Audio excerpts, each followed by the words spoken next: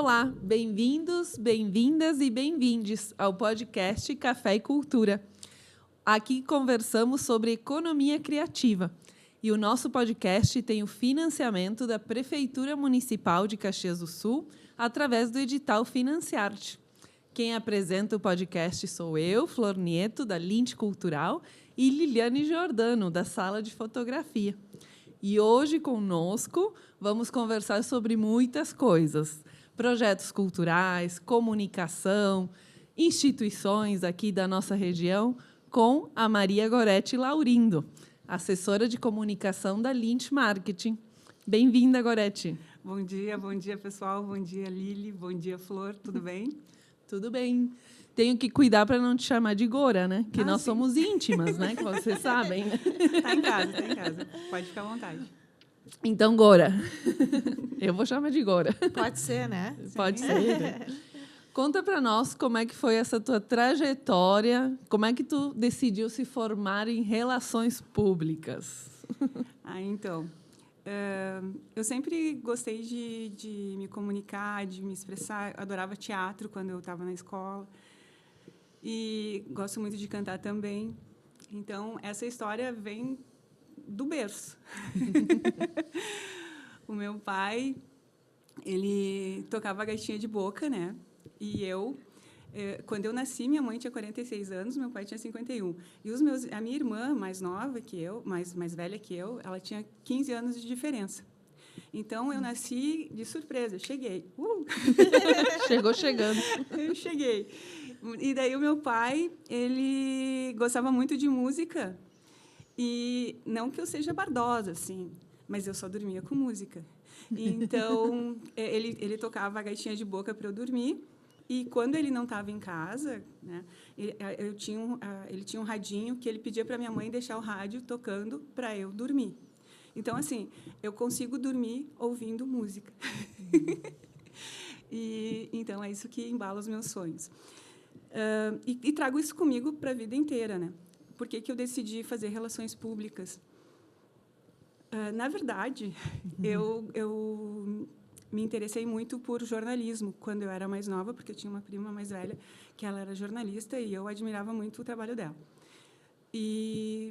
Mas como aqui eu trabalhava durante o dia, eu tinha que estudar à noite e, na época, só tinha relações públicas. E eu nem entendia muito bem o que era relações públicas. Mas, quando eu entrei no curso, me apaixonei e vi que era isso mesmo, que eu acho que jornalismo nem teria tanta a minha cara como tem o relações públicas, né? Porque o relações públicas é muito o servir, é o estar preparado, é estar motivado, é motivar as outras pessoas também, é entender um pouco de tudo e de tudo um pouco. E por isso que eu me formei, eu me interessei, me apaixonei pelas relações públicas. E tu contou essa história do teu pai, da música, porque te traz essa memória afetiva, né? Porque foi a tua tese, né? A tua monografia, né? De formação em relações públicas, que foi sobre a música, né? A música como identidade de uma marca, né? Identidade sonora de uma marca. Então, por quê? Porque numa aula de oratória que eu tive com a professora Kênia Pozenato, eu tinha que ler uma matéria sobre a Varig. E foi muito engraçado, porque eu lendo o texto, e daí, na hora de falar sobre o slogan da Varig, eu comecei, Varig, Varig, Varig, cruzeiro, cruzeiro. E daí eu entendi a importância, isso numa aula, entendi a importância da sonoridade numa marca. Então, a identidade sonora das marcas. Porque a Varig faliu, mas a identidade dela continua, né? Tipo, a gente tem várias marcas com identidade sonora, que isso vai para a vida inteira. E a minha monografia, então, o assunto era identidade sonora, né, das marcas. E eu, com a Kênia, comecei a ler, enlouqueci, porque daí ela veio com um monte de material e tal, e eu fui atrás. E daí ela disse, Goretti, nós temos aqui um leque de informações, nós vamos ter que direcionar essa tua monografia. Tá. Então, música como ferramenta de relações públicas. Então, eu fui direcionando para esse caminho, música como ferramenta de relações públicas. Por quê? Porque daí, então, tu vai trabalhar com a música para fortalecer uma marca, para fortalecer uma ideia, porque tu não precisa dizer a marca, mas tu tendo a identidade sonora dela, tu consegue perpetuar essa marca, né? Então, por isso de eu gostar tanto de música. E quando eu estava na faculdade também, entrei no coro da UX, que era um sonho que eu tinha, que era cantar. Que foi onde a gente se conheceu, foi né, onde eu conheci a Flor, lá nos idos. Duas cantoras sonoras aqui. Eu estou até com vergonha da minha voz agora aqui, hein? Vou tentar entrar no coro aí para aprender a melhorar um pouco a minha voz. Isso que nós não fizemos, né? As técnicas vocais aqui, né? Para nós conseguirmos falar melhor e tal. Para aquecer a voz, né? Isso. Mas tem tudo isso. Então, lá eu comecei na UX, eu cantei no coro da UX por algum tempo, né? Com o Renato Filippini, que ele conseguia tirar o melhor da minha voz, que é com técnica, respiração. Ele é um mago da voz, né? Eu amo o Renato Filippini, porque ele conseguiu tirar de mim o melhor do que eu tive, assim. E tive uma experiência muito boa cantando o projeto. Agora, para mim, tudo é projeto. Cantando o espetáculo Terra, né? Que tem o Pialo de Sangue, que é uma música que lembra muito no meu pai. Então, eu lembro que eu cantei, que a gente fazia antes de abrir a cortina, nós fazíamos aquela sessão de energia, assim, e daí o Renato, eu lembro que ele falou, pense que a pessoa que tu mais ama está na plateia, né? Então, para cantar para aquela pessoa. E era o meu primeiro dia, a primeira vez que eu pisava no palco, uma coisa que eu não sonhava na minha vida, né? E eu estava lá. Nossa, para mim, aquela experiência foi um banho, assim, que eu tomei de é uma experiência magnífica, Nossa, né? Não tem explicação, não tem como te descrever essa emoção. De uma coisa que tu não sabia que tu tinha esse sonho. Realizar um sonho que tu não sabia que tu sonhava. E eu realizei esse sonho lá com o coro da UX e com assim, os colegas, os cantores. É uma energia tão boa que era uma família, né, Flor? Sim. Nossa. Uma verdadeira família, que somos amigos até hoje. Sim. Não temos a convivência, né, que tínhamos na época, mas são amigos do coração, né? Imagina. A gente se encontra como se voltasse no tempo, assim, né? Tu sabe que eu fiz uma pesquisa e eu fiz, inclusive, um livro sobre o coro da UX. A gente tem um livro publicado com pesquisa da professora Helena Mariani, que era da psicologia da UX, e a gente fez uma pesquisa muito significativa e trouxe também esses nomes das pessoas que trabalharam e né, estiveram presentes durante esse processo tão lindo e artístico, né? Que evoca a voz a partir da universidade e de outros coros também, né? Coros que temos na cidade, muitos. Eu fiquei sabendo que a gente tem mais de 20 coros. Sim, deve ter mais. Só italianos aqui na região. Então, imagina que quantidade de gente que tem essa habilidade da voz. Maravilhoso, Gorete. E quando em 2004, se eu não me engano, que eu entrei no coro, então, para mim, era uma maravilha, né? E na minha comunidade, na minha comunidade de Menino Jesus de Praga, que eu nasci, cresci e vivo lá até hoje, a gente fez um coro com as crianças. Então, tudo que o Renato me ensinava, expressão corporal, técnica de voz, eu passava para eles. E hoje eles são, né, adultos, eles lembram, prof. Gorete, tudo bem? Como é que tu tá? Daí tem um que virou jornalista, outro que virou... eu não esqueço de que eu tenho que me postar e ficar reto para falar e não sei o quê. Eu digo, que bom! E isso foi só uma experiência, né, que eu tive com eles, assim, mas que foi muito bom. Daí, como o Renato trabalha com coro cênico, então eu na igreja, né, da comunidade, trabalhando com as crianças, fazendo encenação. Então, não era eles cantando certinho. Não, eles se movimentavam, tinha dinâmica de voz e naipe, sabe? E para eles era novidade. E para a comunidade também. Tanto é que as pessoas queriam saber como é que faziam para as crianças cantarem, aonde conseguiriam... Continuarem cantando, sabe? E, então, é isso. É uma experiência. Música é vida, né? E faz parte da minha vida. E, Gorete, como é que é essa experiência artística, né, tu traz hoje para os projetos culturais que a gente trabalha? O que tu vê de importante nesses projetos que as pessoas têm que cuidar, em relação à comunicação, em relação à execução? O que tu pode trazer dessa experiência, né, da parte artística, para agora a gente trabalhando do outro lado, né, com a parte de assessoria de comunicação, de assessoria na produção executiva também? Sim, trabalhar com projetos culturais assim enriquece muito a vida da gente, né? Porque a gente trabalha com sonhos e realizações. Então, as pessoas projetam um sonho e nós ajudamos a realizá-los. E ver essa realização nos olhos de quem recebe esse projeto, né? Nós gostamos muito de trabalhar com projetos direcionados às crianças, porque é ali que nós temos que plantar a nossa semente. O nosso jardim está ali. E assim que eles crescem, eles vão florir. Né? E essas flores são das nossas sementes. Então, da semente de quem projeta e da semente de quem executa. Então, é a semente, o trabalho de quem executa esse projeto. De que forma a comunicação se faz? Pelo olhar, pela fala, pela ação. E como a gente deve comunicar isso para a comunidade, né? Mostrando o que a gente está fazendo. E se a gente mostrar com música, com uma linha... porque quando tu está preparando alguma coisa, a música ela vai te direcionando. Então, se eu quero uma coisa mais ativa, eu tenho uma música mais rápida.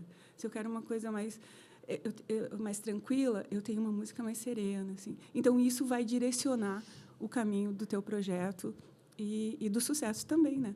Porque depois de anos, assim, tá, eu sou uma criança, eu participei de um projeto, depois de anos eu sei que eu participei e tinha uma música lá no fundo e no inconsciente, eu vou estar num escritório, eu vou estar numa sala, em algum outro lugar, e eu vou ouvir essa música, e eu vou voltar a ter 5 anos, até 10 anos, até 15 anos, porque eu vou vivenciar aquele projeto que eu participei quando eu era criança ou na minha adolescência. Então, é por isso que eu trago, porque comigo acontece isso, né? Então, por isso que eu tenho muito cuidado de ter música nos meus ambientes, né? Porque eu quero ter sempre essa vivência, eu quero ter sempre essas lembranças boas que me levam numa viagem constante pelo tempo. Então, além, né, da identidade visual, importante, né, também a gente pensar nessa identidade sonora, né, que vai marcar na memória também, né, e não só a identidade visual e da experiência, né, de participar do projeto, mas também essa questão da identidade sonora. Não, com certeza. Eu acho que aí é as questões dos sentidos, né, Gorete? A gente tem que cada vez mais tentar aguçar os nossos sentidos para que essas memórias elas fiquem cada vez mais vivas e presentes. A gente está vivendo um mundo em que a imagem visual e mesmo a sonoridade ela está tão urgente, tão fugaz ao mesmo tempo, porque são segundos. Outro dia eu gravei um vídeo de 1 minuto que alguém me pediu para fazer uma divulgação.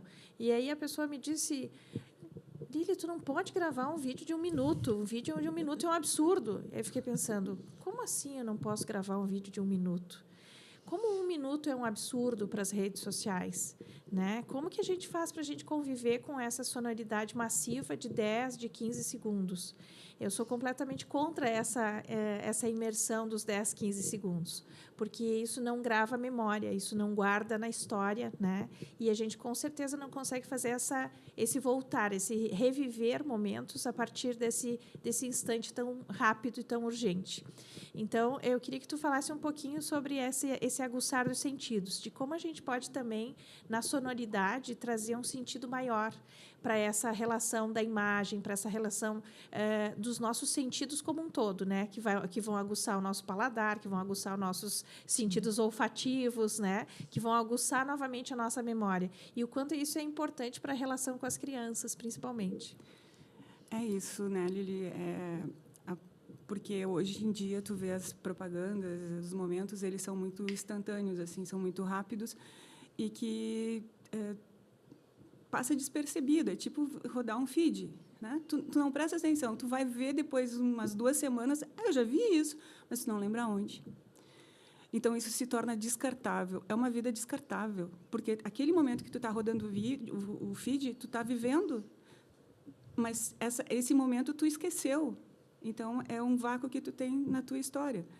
O importante que eu acredito assim na vida das crianças é essa pausa. Então, essa é a nossa missão, dar essa pausa para essas crianças, ver que é possível ter momentos felizes e memoráveis.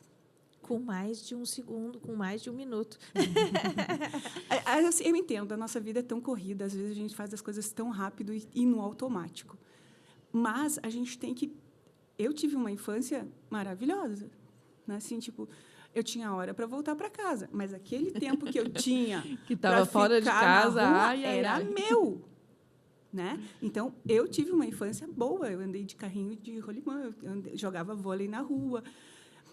Eu tive uma infância boa, tomava banho de cachoeira, mas assim naquele prazo e tinha limites, né? Então a gente tem que entender que hoje em dia parece que as crianças não têm limite. Tem horas eu não tenho filhos, mas eu tenho muitos sobrinhos. Muitos sobrinhos. Quando eu falo muito sobrinho, é muito. E eu amo todos eles. Então, eu tenho essa experiência com eles. E o meu maior presente para eles é a minha presença. Quando eu sento com eles, eu olho no olho, eu vejo como é que está a escola, o que eles gostam de ouvir, eu ouço junto, e daí eu digo, agora está na hora de ouvir o que eu gosto de ouvir. Sabe? Então, é esse momento que a gente tem com eles, saber o que eles estão fazendo, o que eles estão curtindo, mas também passar o que tu curte. E eu sei porque o que acontece com os meus sobrinhos. Eles curtem o momento deles, mas eles também curtem o que eu curto. E eu gosto de dividir isso com eles. Eu tive uma experiência, mas isso faz bastante tempo. Eu trabalhei no Super César, e eu trabalhava muito com jovens também, porque eu comecei a trabalhar muito jovem. E eu tinha um menino que ele gostava muito de música dance. Tem aqui esse CD, vamos ouvir. Na época do CD. Daí nós trocávamos CDs. Daí eu disse, então agora deixa eu te mostrar o que eu gosto. Daí eu mostrei para ele Legião Urbana. E daí fui mostrando Janis Joplin. E fui mostrando, nós trocando os CDs. Eu ouvi o que ele me mandava e ele ouvia. E ele mudou, né? Ele ampliou o gosto musical dele, e ele disse que e agradece o Fabiano Benacchio e agradece eu ter mostrado aberta essa janela para ele naquela época, né? Porque ele teve outras opções. Então é isso, a gente tem que mostrar as opções que tem. Claro que tu não vai impor, tu tem que ouvir isso. Não, tu pode ouvir o que tu quiser, mas tu também pode ouvir música boa. Também pode ouvir... eu gosto de ouvir música clássica para trabalhar. Por quê? Porque me tranquiliza. Mas pode ouvir rock para trabalhar. Depende da tua frequência. Dependendo do meu trabalho, eu vou mudando o ritmo da minha música. Mas é isso, depende da frequência da pessoa. E a nossa missão é ampliar esse repertório, né? Isso. E também nos projetos culturais é trabalhar essas possibilidades, né? Que as pessoas possam justamente ver outras questões, outros pontos de vista, né? Outras possibilidades, né? Tanto para a vida delas como para aquela ação mesmo que a gente está executando. É isso. E eu acredito muito nessa influência não direta, porque eu tenho a experiência do meu filho, por exemplo, que eu sempre pensei que talvez eu não tivesse uma influência positiva ou mesmo negativa, mas uma influência relacionada à música, porque de música eu só sei se eu gosto ou se eu não gosto. Eu não sou uma pessoa que entendo de música. E o pai do Thor sempre teve uma referência mais consciente, com referências, com conhecimento sobre música, principalmente o rock, né? E eu imaginei, bom, meu filho vai ter uma referência mais voltada com o pai do que com a mãe nesse sentido. E pelo contrário, talvez a minha pequena influência de viagem, de passar as férias e ouvir as minhas próprias músicas, de trazer o CD da Rita Lee com a Margot, muito presente nas nossas, né, nos nossos encontros, trouxe para ele uma referência de música diferente das referências e desse conhecimento mais técnico e mais digamos assim, mais potente, né, do dia a dia do pai, trouxe para ele referências que hoje eu fico pensando assim, meu Deus, como assim ele gosta dessa música gaúcha, dessa música do rock brasileiro, que talvez tenha sido assim uma influência que não foi direta, que foi indireta no sentido do ouvir, né, do estar presente nesses momentos e justamente criar essas memórias, porque as memórias são criadas muito relacionadas a isso. Então, as nossas histórias estão muito relacionadas à música, né? Hoje ele tem a coleção de discos de vinil e justamente isso traz essas referências dessa música que não é uma música tão da atualidade, mas uma música que tem uma história, né? Uma memória mais afetiva, talvez nossa, do que efetivamente dos jovens. Então, o quanto que isso é importante nesses sentidos, nesse despertar de sentidos e, obviamente, na educação. Então, talvez tu possa nos trazer aí algumas referências da educação, né? Pensando nesses projetos que tu desenvolve no Instituto Bruno Segalla também, né, Flor? Então, possa nos contar um pouquinho sobre a sonoridade nesses projetos que vão um pouco mais além, que trabalham as habilidades manuais, que trabalham, então, tantas outras habilidades nas crianças. E a curiosidade é que o seu Bruno Segalla gostava de música clássica, né? Tem lá no acervo, né, do Instituto Bruno Segalla uma coleção de CDs, né? Ele tinha uma playlist, né, para os trabalhos dele, por isso é inspiração, né? É o teu momento de viagem, né? Tu entra na frequência da música e tu viaja. Bom, o Instituto Bruno Segalla entrou no meu coração de uma forma incrível, assim. Conheci através da Flor, né, quando eu fui trabalhar com ela em 2014. 2015, 2014, 2015. Final de 2014, 2015. Mas mais intensamente agora, né, nessa segunda, em 2022, né, que a gente começou a trabalhar com o Bruno Segalla. Eu comecei a trabalhar com o Bruno Segalla e com a Flor. Daí, então, é incrível ver o crescimento das crianças nas oficinas que nós trabalhamos com eles lá no Instituto. E a música, nós não fizemos tanta experiência com a música lá, né? Mas assim se traz através do ambiente, né? Que é um ambiente silencioso, tranquilidade. E esse projeto que nós encerramos agora, o Museus, Monumentos e Memórias, nós trabalhamos com 10 escolas, 3 oficinas para cada escola.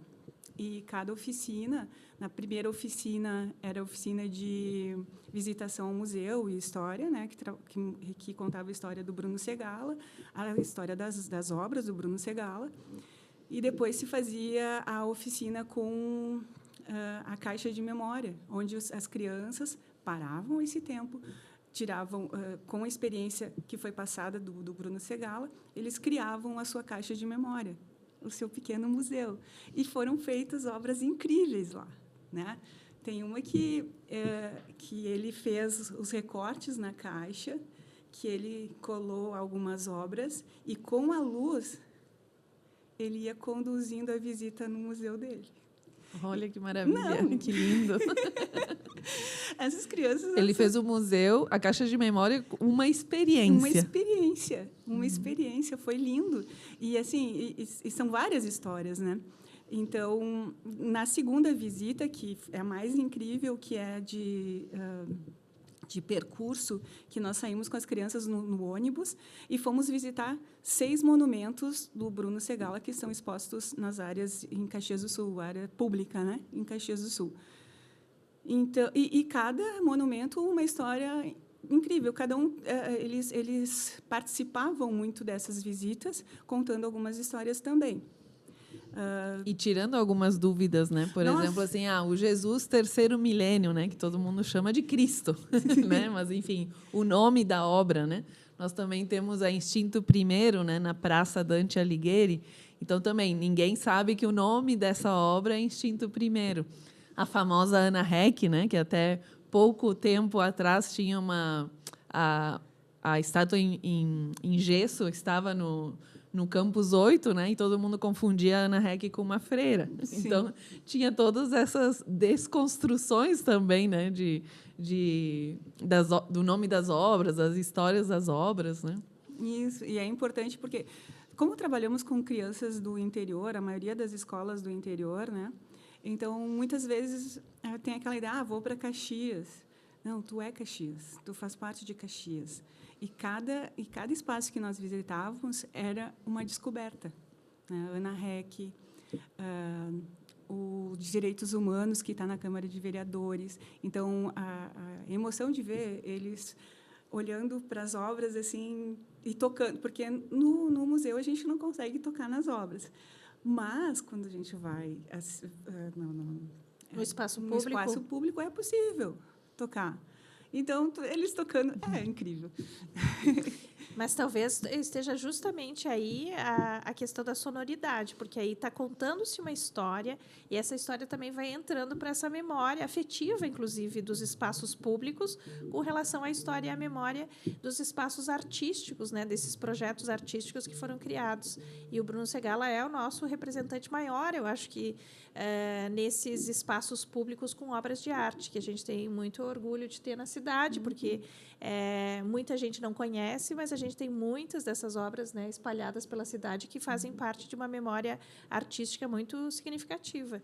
Então, a memória afetiva também vai pela contação de histórias. Que a Mariana conta com maestria. Assim, ela tem o Bruno Segalla assim, como inspiração, né, e ela conta isso com maestria. Então, cada obra ela conta com o coração e isso transmite também para as crianças todo esse amor que ele tinha e que nós sentimos por ele também.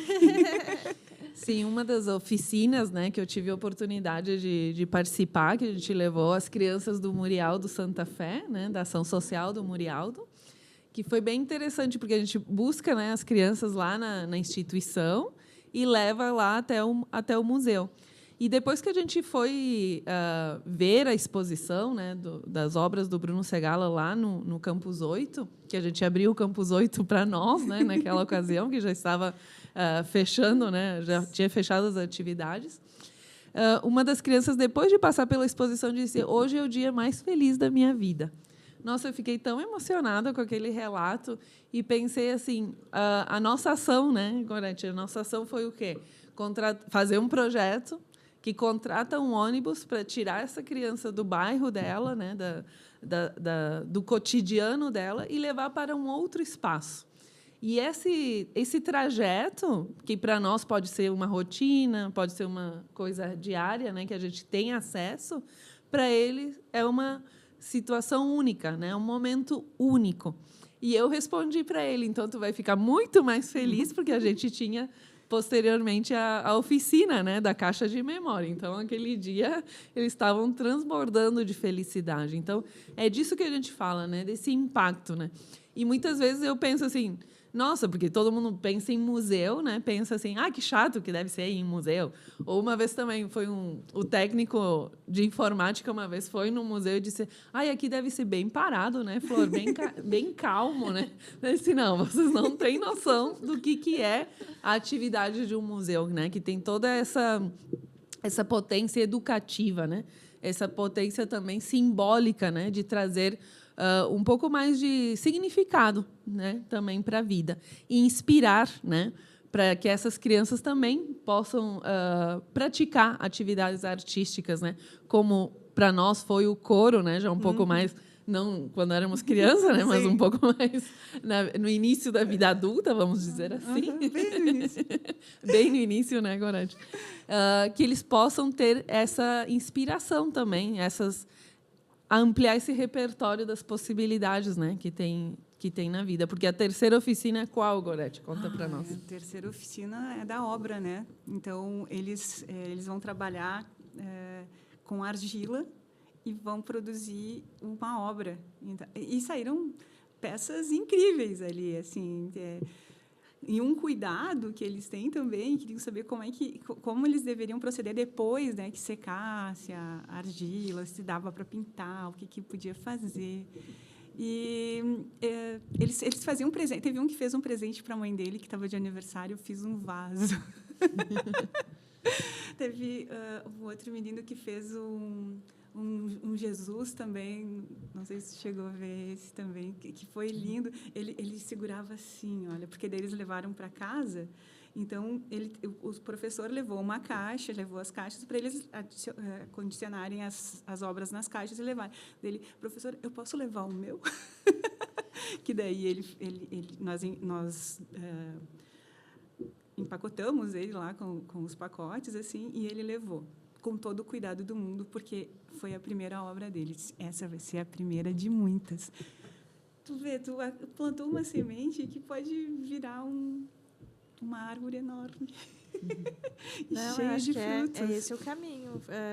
É despertar a curiosidade, porque o museu ele traz esse despertar, não relacionado só à obra especificamente, mas esse entender um pouco da história, da memória, do que está por trás de tudo aquilo. E, com certeza, o Bruno Segalla é uma inspiração muito importante enquanto artista, porque são muito poucos artistas que a gente tem na história que conseguem trabalhar com obras tão gigantes como o Jesus Terceiro Milênio, que é gigante, e trabalhar com a cabeça de um alfinete. É verdade. Então, eu acho isso de uma grandiosidade como artista, de pensar a obra no minimalismo absurdo, que é a cabeça de um alfinete, como pensar uma obra que vai realmente causar um impacto dentro da praça, em algum outro espaço público, onde as pessoas vão ter um acesso, talvez numa distância muito maior ou mesmo menor dessa obra. E com certeza as crianças elas vão ter esse impacto, não só as crianças, os adultos também têm, mas eu acho que o despertar da curiosidade, principalmente dentro de um museu, ela é essencial para que a gente possa crescer pensando que as coisas são muito mais além do que a gente só visualiza. E aí vai entrar, então, os sentidos, a sonoridade, o contar das histórias, e isso vai ter... vai ser a diferença e a transformação que, às vezes, a gente não consegue perceber de imediato, mas que a transformação e essa mudança vai acontecer ao longo do tempo. Então, eu queria que tu falasse um pouquinho desse espaço-tempo onde a tua infância, as tuas relações com a música e a própria relação pública hoje atua nesse teu momento hoje, de como essas relações fazem com que tu consiga trabalhar dentro dos projetos e qual é esse olhar, como tu pensa esse olhar para os projetos e para as ações futuras. Bom, profundo. Como eu disse, a minha relação com a música vem desde a infância, né, do berço, e quando eu quero me tranquilizar, eu ouço música, quando eu quero criar, eu ouço música, e de que forma isso vai passar para os projetos é a minha essência, né? É o meu carinho, a minha atenção, a minha força.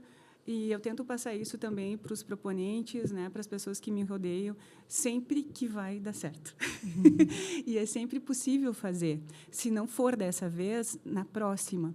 Então, é sempre possível realizar esse sonho, né? A gente só tem que sonhar junto. E ter persistência, né? Quando a gente viu agora também, a gente acabou gravando, né, com o Rico Braco, que ele tem a proposta de um projeto que ele protocolou em apenas um edital, né?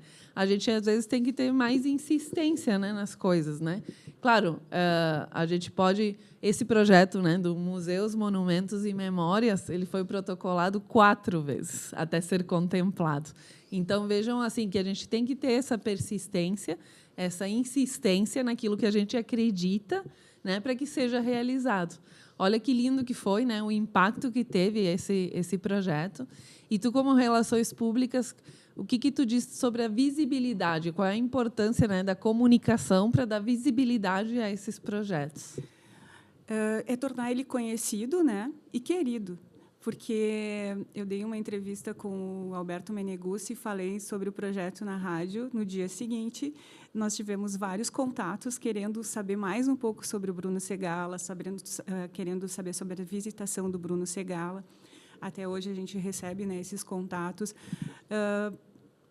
Então é isso, a gente tem que tornar ele acessível. Ele existe, ele está acessível, mas ele está escondido. nós temos que apresentar ele para a comunidade, né? E que todos possam visitá-lo, que todos possam vivenciar esse momento junto com... Porque a gente ama, né, esse trabalho.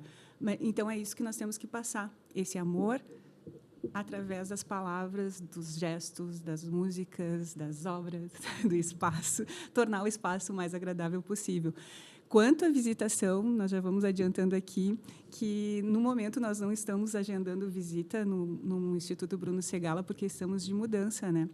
Então, provavelmente, em outubro, sim, talvez quando esse episódio for para o ar já estejamos abertos. Talvez. Então, acho que sim. Em nós, outubro nós vamos... Isso. Numa nova sede, né? Ali na UX sede, no bloco E da UX, que vamos recebê-los com muito amor e carinho, trazendo um pouco da história do Bruno Segalla, que também é a história de Caxias. Muito bem, e não é só desse projeto, né, Gorete? A gente também tem que trazer visibilidade para todos esses nossos projetos culturais, que eles não deixam de ser socioculturais, né? Que eles impactam, têm um impacto social significativo, como os jardins criativos, né? Que também temos experiência ali com as crianças na ação social do Murial do Santa Fé.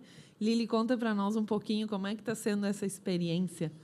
A gente, trabalhando com a educação, a gente percebe que a gente atua não só em uma área, não só em um sentido. A gente acaba tendo que expandir esses sentidos para a gente trabalhar em todas essas áreas que envolvem a educação.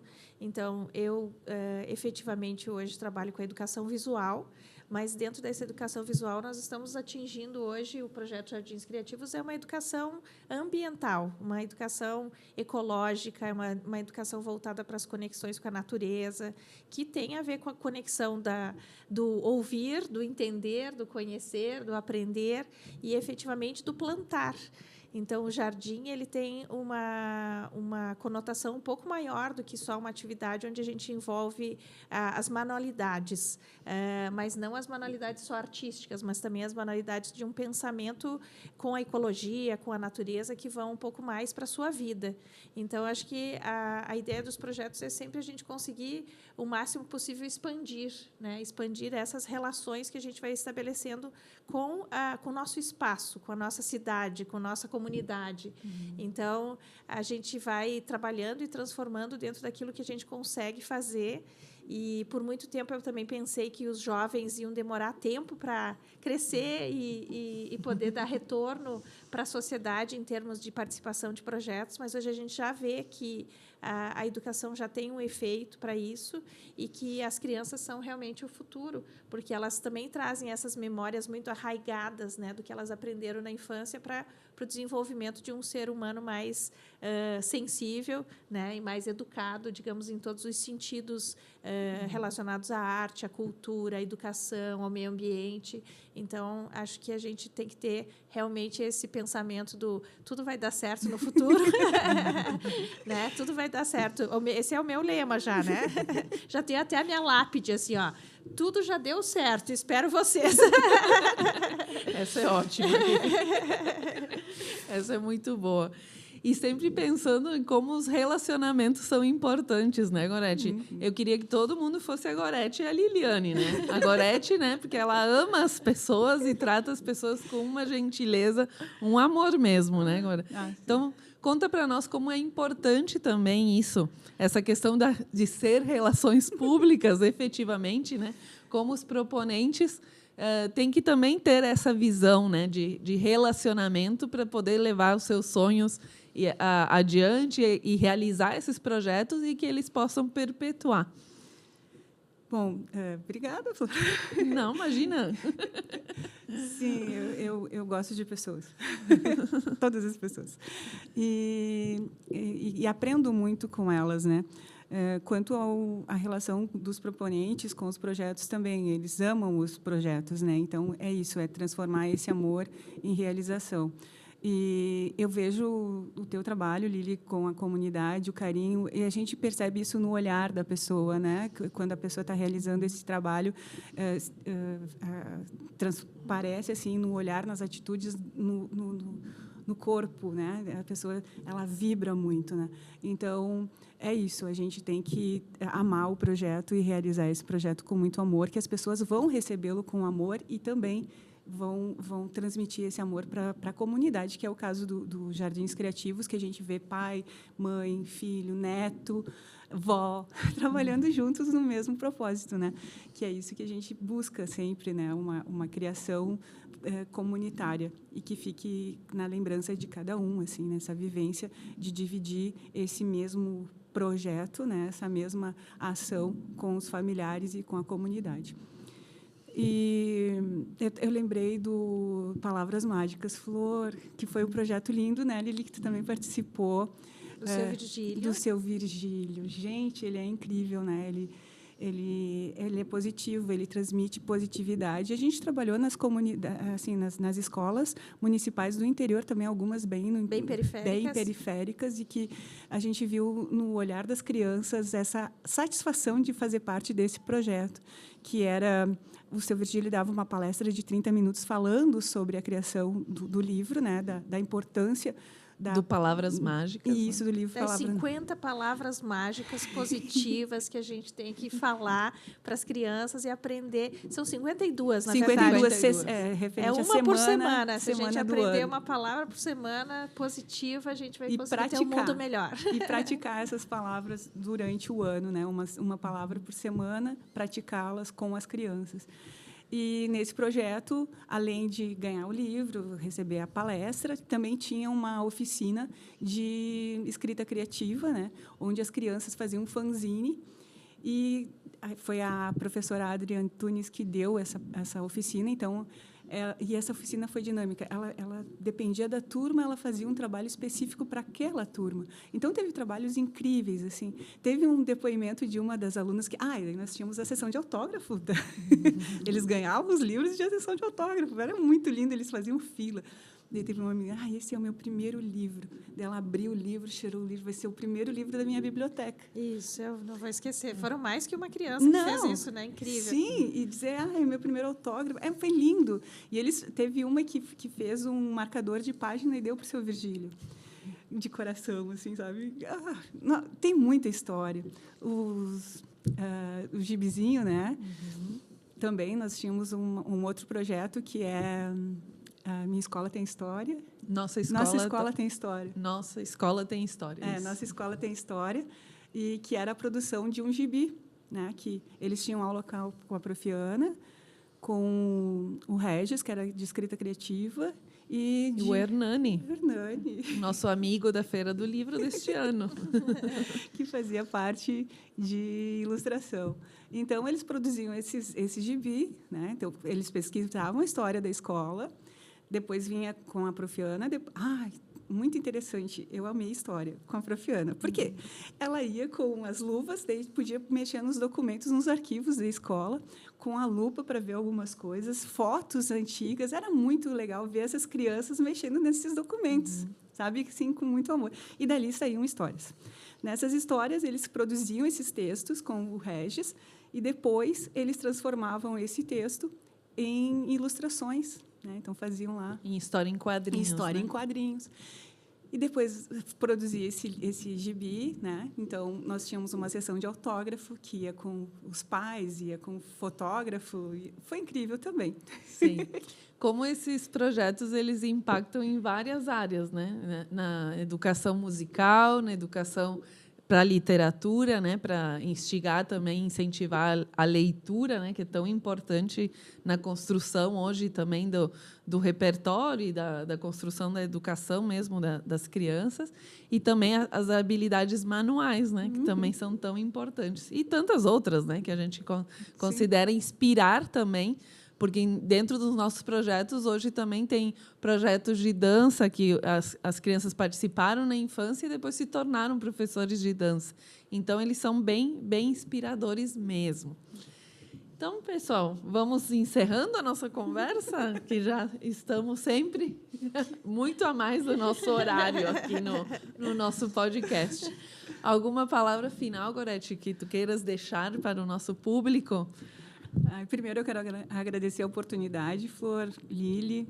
e a comunidade em geral, porque receber os nossos trabalhos, as escolas que participam dos projetos, que acreditam no nosso trabalho, isso fortalece muito o projeto e fortalece também a cultura da nossa cidade. Então, eu quero agradecer as instituições, as escolas que abrem as portas para os projetos, para os patrocinadores que nos apoiam, que acreditam também nos nossos projetos. E desejo sucesso para todo mundo, para nós, para mim. Com certeza. E eu quero deixar registrado, Gorete, que tu é inspiradora. A tua fala e a tua voz têm muita potência. Continue sempre assim, sendo tão amada e querida por todos nós. Eu quero agradecer a todos que torceram por mim num momento muito difícil, que estiveram presentes no meu coração e que me deram força, mesmo de longe.